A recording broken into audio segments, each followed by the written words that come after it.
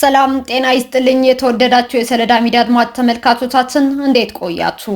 ለዕለቱ መራርጠን ወደ እናንተ ለማድረስ ያዘጋጀናቸው አዳዲስ ትኩስና ወቅታዊ መረጃዎችን ይዘን ቀርበናል። መረጃዎቻችን እየተከታተላችሁ እስከ ፕሮግራማችን ፍጻሜ ከኛ ጋር እንድትቆዩ ከወዲሁ በታላቅ አክብሮት ጋብዛለሁኝ። በትግራይ ክልል የተለያዩ አካባቢዎች አስገዳጅ የወጣቶች ምልመላና የጦርነት ቅስቀሳ መድረኮች መካሄዳቸው ተገለጸ።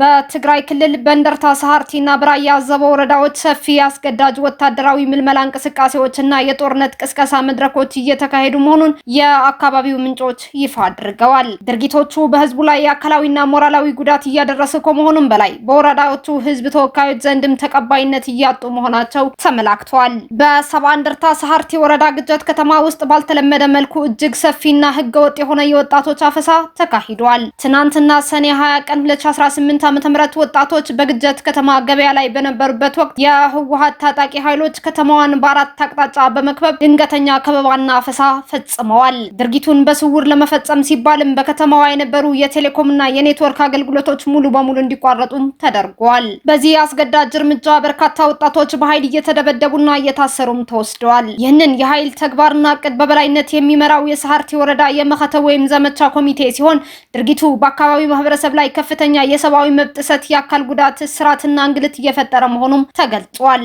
በሌላ በኩል በራያ አዘቦ ወረዳ መቻረ ጣቢያ የተካሄደ የህዝብ መድረክ በነዋሪዎች ዘንድ ፍጹም ተቀባይነት ሳይኖረው መቅረቱን የወጣው መረጃ ያመላክታል። በተመሳሳይ ዕለት ትናንትና ሰኔ 20 ቀን 2018 ዓ.ም የህወሓት የዞንና የወረዳ አመራሮች ከተመረጡ የህብረተሰብ ክፍሎች ጋር የህዝቡ ውይይት መድረክ አዘጋጅተው የነበረ ቢሆንም የቀረቡት ዋና ዋና አጀንዳዎች ግን ከህዝቡ ጠንካራ ተቃውሞ ገጥመዋቸዋል። በመድረኩ ላይ በጽንፈኛው ህወሓት አመራሮቹ የቀረቡትና ውድቅ የተደረጉት አጀንዳዎች አንደኛ፣ ከአፋር ወገን ያለው ግጭትና ትንኮሳ የሚቀጥል በመሆኑ ኃይልን በማጠናከር ቁረን ጎጎ የተባለ የአፋር አካባቢ በአስቸኳይ መቆጣጠር እንደሚገባ ተገልጿል። ሁለተኛ፣ ከአፋር ጋር በሚደረገው በዚሁ ቀጣይ ጦርነት ላይ መላው ወጣትና ህዝብ ከሰራዊት ጋር በመሆን ወደ ጦር ግንባር እንዲያመራ ህወሓት ቅስቀሳ አድርጓል። ሶስተኛ፣ በሌሎች አካባቢዎች ማለትም በሐራ መሬት የሚገኙ ሚሊሻዎችና ወጣቶች ቤተሰቦቻቸው እንዳይቸገሩ በሚል ሰበብ በሽማግሌዎች አማካኝነት መልእክት ተልኮላቸው ወደ ቀያቸውና ወደ ቤተሰቦቻቸው እንዲመለሱ ማድረግ የሚሉ አጀንዳዎች ከጽንፈኛው ህወሓት ቢነሱም በህዝቡ ዘንድ ተቀባይነት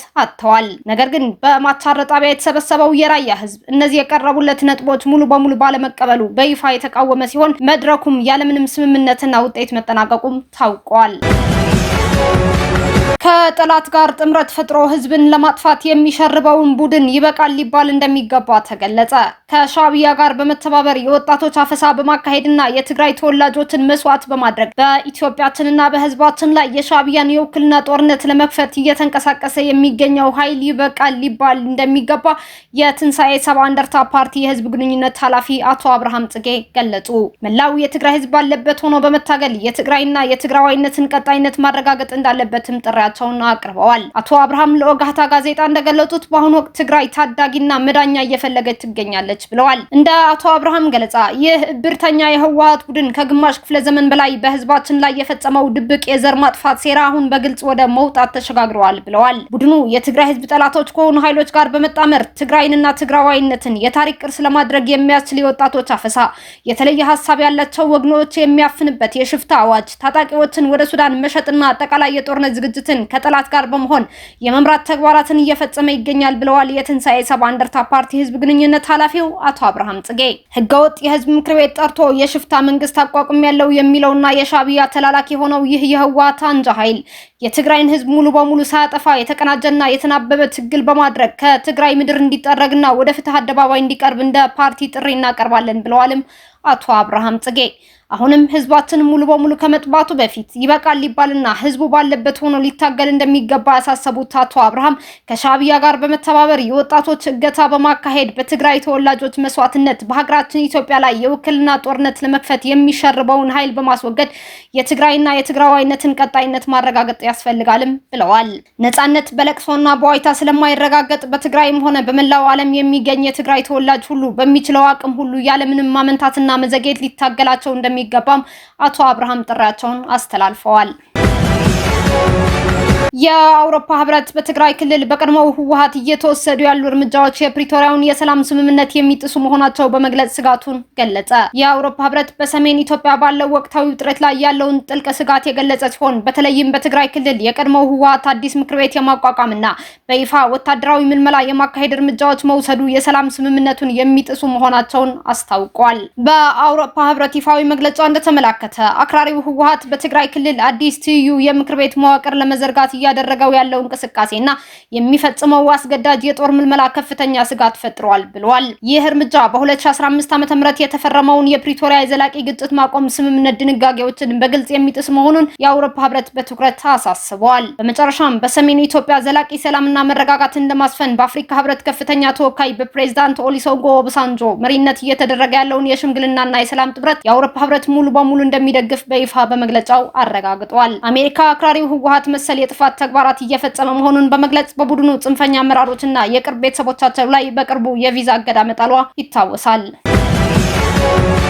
የጅቡቲ የአሜሪካ ቤዝ በአፍሪካ ቀንድ የተባበሩት የተቀናጀ ግብረ ኃይል ለብረት ለበስ ተሽከርካሪዎች የመጀመሪያ ደረጃ ጥገና ስልጠና ሰጠ። ስልጠናው ከኢትዮጵያ መከላከያ ሎጂስቲክ፣ ከኢንዱስትሪ ግሩፕ እና ከኮርሶ ኮንቲንጀንት ማሰልጠኛ ትምህርት ቤት ለተውጣጡ ሙያተኞች ለ3 ቀናት የተሰጠ ሲሆን ተሳታፊዎቹ በሙያቸው የሚያግዟቸውን እውቀቶችና ክህሎቶች ማግኘታቸው ተገልጿል። በስልጠናው ተገኝተው የስራ መመሪያ ንግግር ያደረጉት የማሰልጠኛ ትምህርት ቤቱ ምክትል አዛዥ ለሎጂስቲክ ኃላፊ ተወካይ ሌተናል ኮሎኔል ታረቀኝ ማም ብረት ለበስ ወታደራዊ ተሽከርካሪዎቹ ዘመናዊ ኤሌክትሮኒክስ የተገጠመባቸው መሆናቸውን ገልጸው የተሽከርካሪዎቹን ቴክኖሎጂና ያጠቃቀም ማኑዋል በተገቢ ሁኔታ ለማወቅና ለመርዳት ስልጠናው አስፈላጊ መሆኑን አስረድተዋል። የስልጠናው ዝርዝር ሪፖርት ያቀረቡት ከመከላከያ ውጭ ግንኙነትና ወታደራዊ ትብብር ዋና ዳይሬክተሬት ሻለቃ ኤርሚያስ ጌታሁን በበኩላቸው በስልጠናው ወቅት ሰልጣኞቹ ስለ ብረት ለበስ ተሽከርካሪዎች መሰረታዊ አሰራር፣ የዕለት ተዕለት ምርመራ፣ ቀላል ብልሽቶችና የመለየት እንዲሁም የመጠገን ክህሎቶች እንዲያገኙ ተደርገዋል ብለዋል። ስልጠናው ትኩረት ያደረገው በተሽከርካሪዎች መለዋወጫ እቃዎች አጠቃቀም፣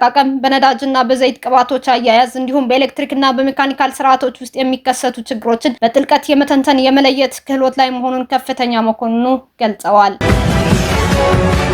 የኤምቲኤን ግሩፕ ሊቀመንበር በደቡብ አፍሪካ እየተቀሰቀሰ ያለውን የውጭ ዜጎች ጥላቻ አጥብቀው ኮነኑ። በዓለም አቀፍ ደረጃ በተለይም በአፍሪካና በመካከለኛው ምስራቅ ሰፊ ተደራሽነት ያለው የባለብዙ ብሔር የደቡብ አፍሪካው የቴሌኮሙኒኬሽን ኩባንያ የኤምቲኤን ግሩፕ ሊቀመንበር ምሳቢሲ ጆናስ በደቡብ አፍሪካ ውስጥ እየተባባሰ የመጣውን የመጤ ጥላቻ እና አግላይ ስሜት አጥብቀው በመቃወም የውጭ ሀገር ዜጎችን መውቀስም ሆነ ማሳደድ ሀገሪቱ የተጋፈጠቻቸው ጥልቅ ኢኮኖሚ ፈተናዎች እንደማይፈታ አስጠንቅቀዋል። ሊቀመንበሩ ይህንን የተናገሩት በትውልድ ዚምባብዌያዊ የነበረው ታዋቂው የመብት ተሟጋች ቶኮዛኒ ዳማሳኔ የሽኝት ስነ ስርዓት ላይ በተገኙበት ወቅት ነው። ምሳቢሲ ጆናስ በደቡብ አፍሪካ ውስጥ የውጭ ዜጎች እንዲባረሩ የሚቀርቡትን ጥሪዎች ሙሉ በሙሉ ውድቅ ያደረጉ ሲሆን የውጭ ሀገር ዜጎች በሙሉ ከደቡብ አፍሪካ ቢወጡ እንኳ የደቡብ አፍሪካ የስራ አጥነትና የኢኮኖሚ ያለመመጣጠን ችግር እንደቀጠለ ይኖራል ሲሉ አስገንዝበዋል። የህዝቡን ብሶትና ቁጣ እያባባሱ ያሉ እውነተኛ የሀገሪቱ ችግሮች ሙስና፣ ደካማ አስተዳደር፣ ደካማ የአገልግሎት አሰጣጥና የመንግስት መዋቅር መላላት ውድቀት መሆናቸውን የጠቀሱት ሊቀመንበሩ ጣት መቀሰር ያለበት በእነዚህ ስር በሰደዱ ችግሮች ላይ መሆን እንዳለበትም ጠቁመዋል።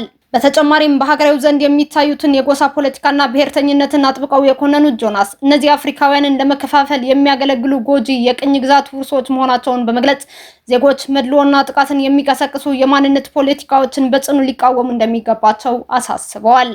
በመጨረሻም ምሳቢሲ ጆናስ የደቡብ አፍሪካ የወደፊት እጣ ፈንታ ከቀሪው የአፍሪካ አህጉር ጋር በጠበቀ መልኩ የተሳሰረ መሆኑን አጽንኦት የሰጡ ሲሆን ማንኛውም ሰው በዜግነቱ ወይም በብሔሩ ላይ ተመስርቶ ሊፈረጅና ሊጠቃ እንደማይገባ ጥሪያቸውን አስተላልፈዋል። ከስምምነት በኋላ እስራኤል በሊባኖስ ላይ ጥቃት ማድረሷ ተገለጸ። እስራኤልና ሊባኖስ ስምምነት ከተፈራረሙ ከአንድ ቀን በኋላ እስራኤል ጥቃት መፈጸሟ ተገልጿል። ሁለት ሀገራት ዘላቂ ሰላም ለማስፈን ስምምነት ቢፈራረሙም እስራኤል በደቡብ ሊባኖስ ባደረሰችው የአየር ጥቃት አንድ ሰው መገደሉን የሊባኖስ ጤና ሚኒስቴር አስታውቋል። የሊባኖስ ብሔራዊ ቴሌቪዥን ጣቢያ እንደዘገበው በደቡባዊ ከተማዋ ናባቲያ አልፋውቃ እስራኤል የድሮን ጥቃቶችን አድርሳለች። ቢያንስ 2 ሰዎች መጎዳታቸውም ተገልጿል። የእስራኤል ጦር ለወታደሮቹ አደጋ የጋረጠ ግለሰብ ላይ የድሮን ጥቃት መፈጸሙን ከመግለጽ በዘለለ ዝርዝር መረጃ አልሰጠም። በአሜሪካ አሸማጋይነት እስራኤልና ሊባኖስ የስምምነት ማዕቀፍ ቢፈራረሙም የሄዝቦላህ መሪ ስምምነቱ የሊባኖስን ሉዓላዊነት ይጥሳል ሲሉ ተችተዋል። የእስራኤሉ ጠቅላይ ሚኒስትር ቤንጃሚን ኔታንያሁ በዋሽንግተን የተደረሰው ስምምነት ታሪካዊ እንዲሁም ኢራንና ሄዝቦላህን የሚያንኮታኩት ብለውታል። 4 ነጥብ ባለው የስምምነት ማዕቀፍ መሰረት እስራኤል ጦሯን ከደቡባዊ ሊታንያ አካባቢ አስወጥታ የሊባኖስ ወታደሮች ይረከባሉ። እስራኤል ጦሯ በደቡብ ሊባኖስ መቆየት እንደሚችል አስታውቃለች። የሄዝቦላሁ መሪ ናኢም ቃሲም የሊባኖስ መንግስት ጎጂ ስምምነቶች ላይ ደርሷል ሲሉም ኮንነዋል። እስካሁን አብራችሁን ከኛ ጋር ስለነበራችሁ እያመሰገንኩኝ በሌሎች መረጃዎች እስክንመለስ እንደተለመደው የሶለዳ ሚዲያ ቤተሰብ በመሆን ላይክ፣ ሼር፣ ሰብስክራይብ ማድረጋችሁን አትርሱ። አዳዲስ ትኩስና ወቅታዊ መረጃዎቻችን በቶሎ እንዲደርሷችሁ የደወል ምልክቷን ይጫኑ። ስኬት፣ ድልና ሰላም ለኢትዮጵያውያን። ሶለዳ ሚዲያ